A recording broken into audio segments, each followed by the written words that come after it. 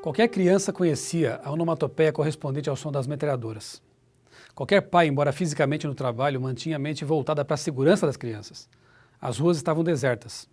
O Rio de Janeiro viveu momentos de tensão.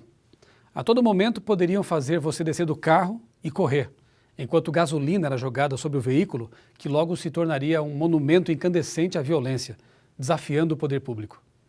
Nem o transporte coletivo escapava das chamas criminosas. A polícia carioca resolveu responder à altura.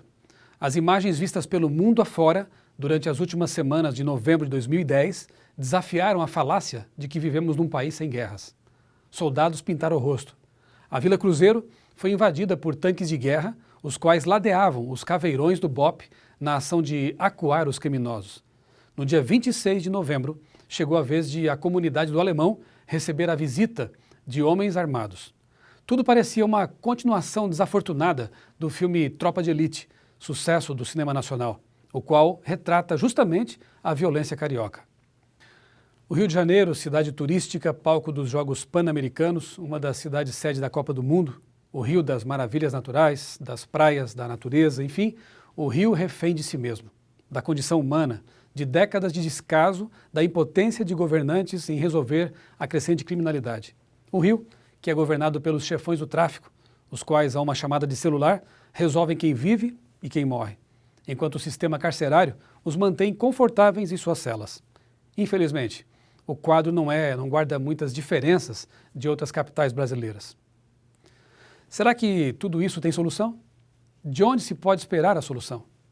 Certamente, se mudarmos o foco, veremos outras cidades e até mesmo países vítimas de conflitos, guerras civis, conflitos étnicos, corrupção, desemprego, violência e catástrofes naturais. Que lugar oferece segurança absoluta?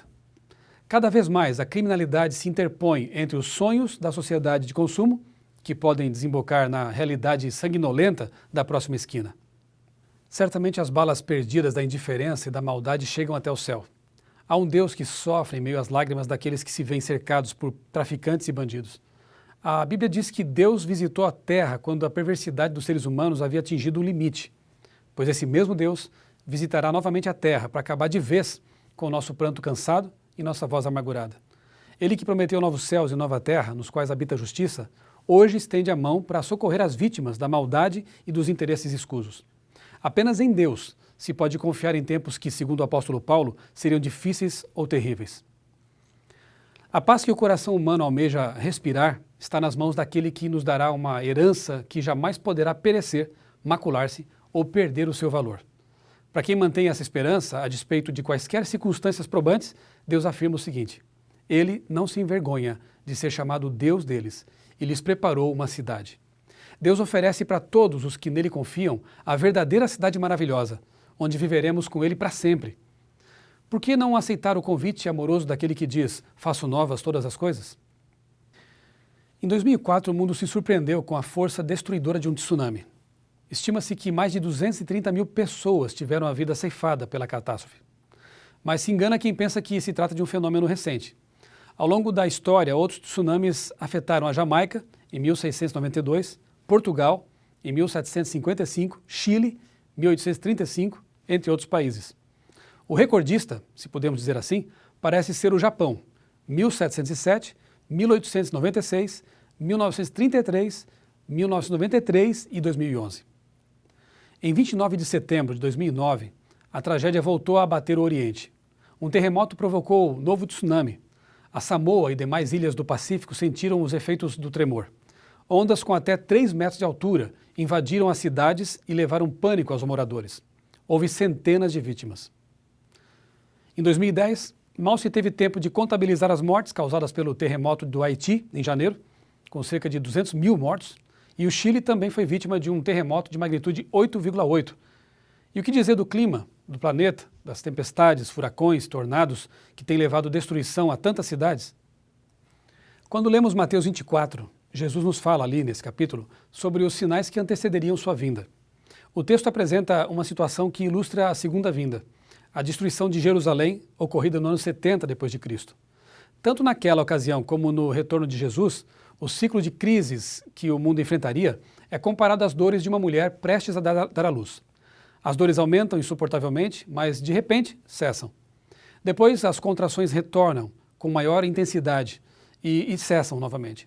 Finalmente, quando a dor se torna insuportável, é a hora de o bebê vir ao mundo. Jesus prometeu voltar de forma visível nas nuvens dos céus, acompanhado por todos os seus anjos.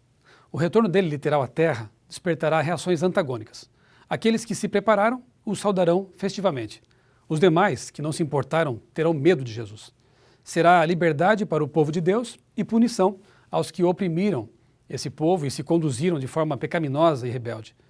A Bíblia também afirma que, na ocasião do retorno do Salvador, ocorrerá a ressurreição de todos aqueles que morreram fiéis a Cristo, crendo na esperança da sua breve vinda.